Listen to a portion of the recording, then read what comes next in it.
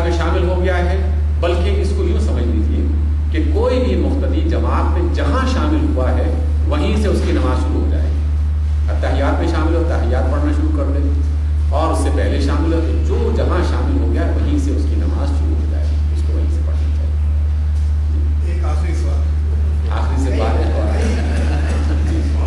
کئی لوگ تو دو نمازیں ملا کے پڑھ لیتے، دو نمازیں، میں نے اس کے بارے میں پچھلے کچھ جمعہ پہلے بتایا تھا۔ اصل میں اللہ کے رسول صلی اللہ علیہ وسلم نے مسجد نبوی میں حرمین میں جو دعائیں نمازیں پڑھائی ہیں وہ تو انہی 5 اوقات میں الگ الگ پڑھائی ہیں، اور اسی وجہ سے آپ دیکھیے کہ حرمین میں اس وقت سے لے کر آج تک وہی رواج چل رہا ہے، اس میں کوئی فرق نہیں آیا۔ لیکن رسول اللہ صلی اللہ علیہ وسلم نے کچھ موقعوں پر دونوں نمازوں کو جمع کیا، اس کی روایتیں باقاعدہ موجود ہیں۔ حج کے موقع پر جمع کیا، یہ تو لازمی ہے، اس میں کوئی شک نہیں ہے۔ اس کے علاوہ بھی ایک روایت ہے جس میں اللہ کے رسول کے بارے میں فرمایا کہ آپ نے بغیر سفر کے اور بغیر بارش کے نمازوں کو جمع کیا، ٹھیک ہے، چاہے وہ ایک بار جمع کیا ہو، 5 بار جمع کیا ہو، زندگی میں چند بار جمع کیا ہو، لیکن یہ ایک روایت ہے۔ تو فقہ جعفریہ والوں نے اس بات کو اپنی شناخت کے طور پر اختیار کر لیا۔ میں سمجھتا ہوں کہ اس طرح تو یعنی اس سے اختلاف موجود ہے، اور اس اختلاف کو بیان کرنے میں کوئی حرج بھی نہیں ہے کہ جو اللہ کے رسول نے کام چند بار کیا ہے تو آپ بھی چند بار کر لیں، جو اللہ کے رسول نے ہمیشہ کام کیا ہے تو ہمیشہ کام کرنا زیادہ افضل ہے، اس کے مقابلے میں جو چند بار کیا ہے تو جتنے بار جس طریقے سے اللہ کے رسول نے کیا ہے اس طریقے سے اختیار کرنا زیادہ اچھا ہے۔ مولانا سفر میں جمع کر لیں تو سفر میں جمع ہو سکتا ہے، بیماری میں جمع ہو سکتی ہے، خوف اور خطرے میں جمع ہو سکتی ہے، جنگ میں جمع ہو سکتی کون کون سی جمع ہو سکتی ہے، ظہر اور عصر جمع ہو سکتی ہے، مغرب اور عشاء جمع ہو سکتی ہے۔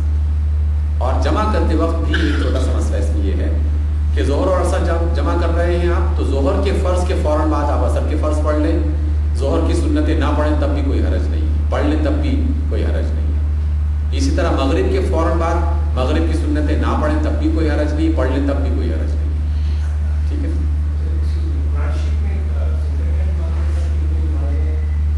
قرآن مجید میں مختلف آیات کی روشنی میں فقہاء نے اس کو بڑے خوبصورت طریقے سے واضح کیا کہ 5 فرض نمازوں کے بارے میں اور ایک تہجد کی نماز کے بارے میں باقاعدہ کھلے واضح الفاظ میں ذکر موجود ہے، اور اس کی آیتیں موجود ہیں، ہم اس کو بیان کر سکتے ہیں۔ جی آپ کا آخری سوال۔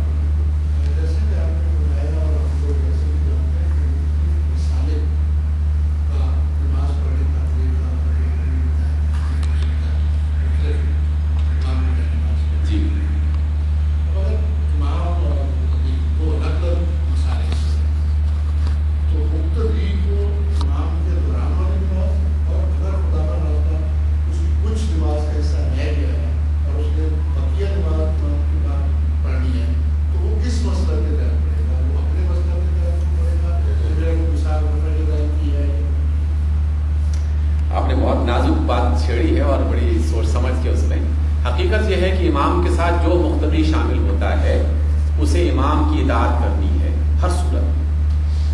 وہ امام کسی بھی مسلک مذہب سے تعلق رکھتا ہو تو مقتدی کا مذہب وہی ہوگا جو امام کا مذہب ہوگا، ٹھیک ہے۔ دوسری بات کہ مقتدی امام کی نماز السلام علیکم کے بعد جس طرح میں نے کہا کہ اس وقت پھر جماعت کی قید سے مقتدی باہر نکل گیا، اب اس نے اپنی بقیہ نماز ادا کرنی ہے اور وہ اپنے طریقے سے ادا کرے گا، اور وہ لمبی نماز ادا کر رہا ہے یا مختصر ادا کر رہا ہے، زیادہ پڑھ رہا ہے کم پڑھ رہا ہے، کوئی حرج نہیں۔ تیسری بات، اور وہ اس بڑی غلط فہمی کو دور کرنے کے لیے جو میں سمجھا ہوں وہ میں آپ تک پہنچا دیتا ہوں، آپ اس پر غور کر لیجیے کہ ہمارے ہاں یہ بات جو بتائی گئی کہ جناب صرف ایک امام کی بات ماننی چاہیے، اسی کی اقتدا کرنی چاہیے اور کسی دوسرے امام کی بات نہیں ماننی چاہیے۔ اگر آپ حنفی ہیں تو صرف حنفی رائے مانیں، باقیوں کی رائے نہ مانیں، یہ در حقیقت بات کہی گئی بالکل عوام کے لیے، ان لوگوں کے لیے جنہیں کچھ پتہ نہیں ہے،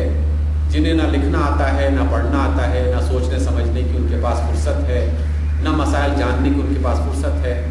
ایک بالکل عام آدمی ہے، سادہ سا زندگی گزار رہا ہے، اور اسے اپنے محلے کی مسجد کے امام نے جو بتا دیا کہ جناب نماز اس طرح پڑھو، روزہ اس طرح رکھو، وہ اس طرح عمل کر رہا ہے، یہ حکم اس کے لیے، اس لیے اس کے لیے ہے کہ جس شخص کے پاس علم ہو تو ان علماء نے جن کے پاس علم تھا انہوں نے کسی ایک امام کی اتباع نہیں کی.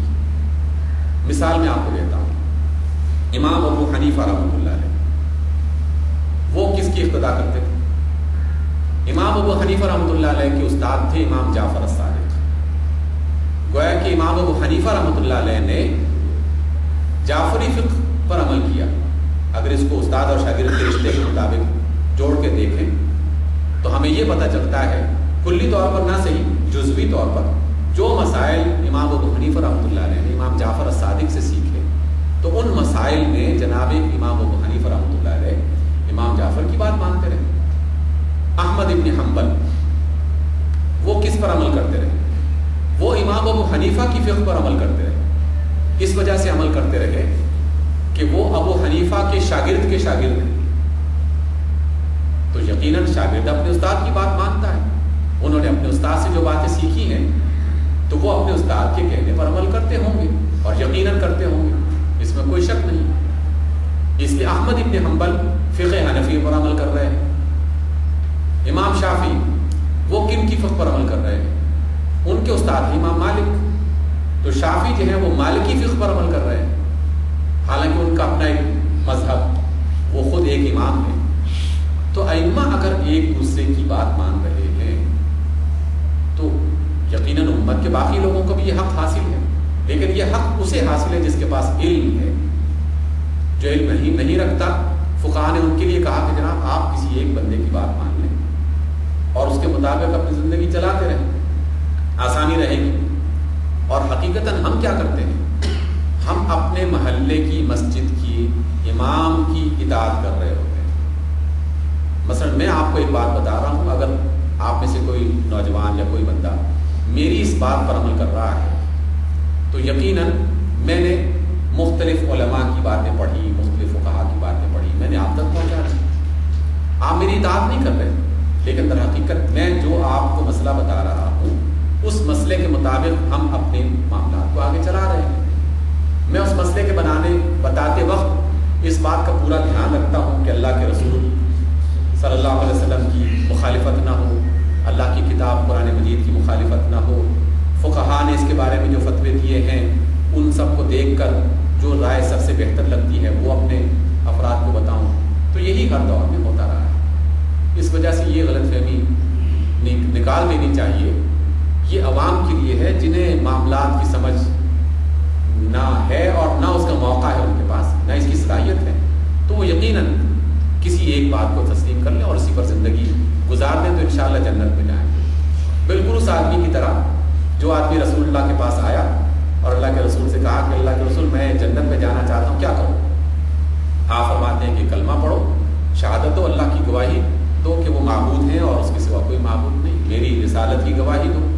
اور کیا کرو؟ آپ فرماتے ہیں کہ نماز پڑھو 5 وقت کی, رمضان کے روزے رکھو, حج پہ جا سکتے تو حج ادا کرو, مال ہے تو زکوٰۃ ادا کرو اگر اس کے. تو وہ بندہ کہتا ہے کہ اللہ کے رسول بس. تو آپ فرماتے کہ ہاں. تو وہ شخص جاتا ہے اور کہتا ہے کہ میں اس سے ایک ذرا بھر نہ زیادہ کروں گا نہ کم کروں گا, اور اٹھ کے چل پڑتا ہے.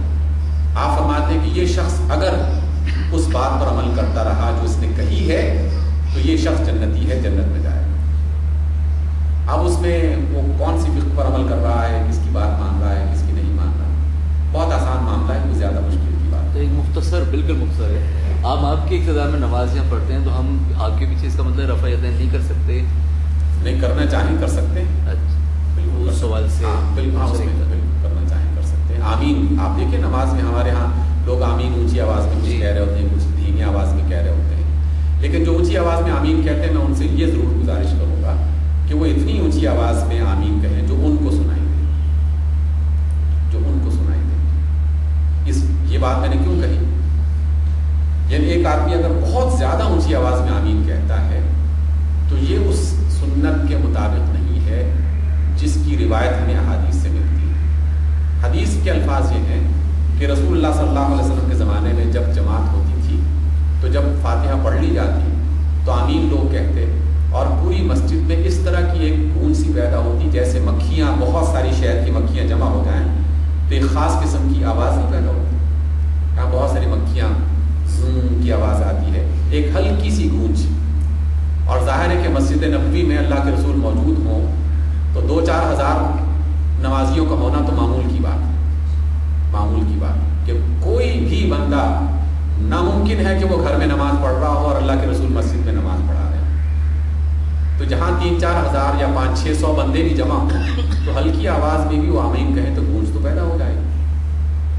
چونکہ ہم میں سے اکثریت نے بالکل ہی اس کو چھوڑ دیا تو پھر آدمی اکیلا سمجھتا ہے کہ چلو میں ہی گونج پیدا کر دیتا ہوں، تو اس وجہ سے یہ معاملہ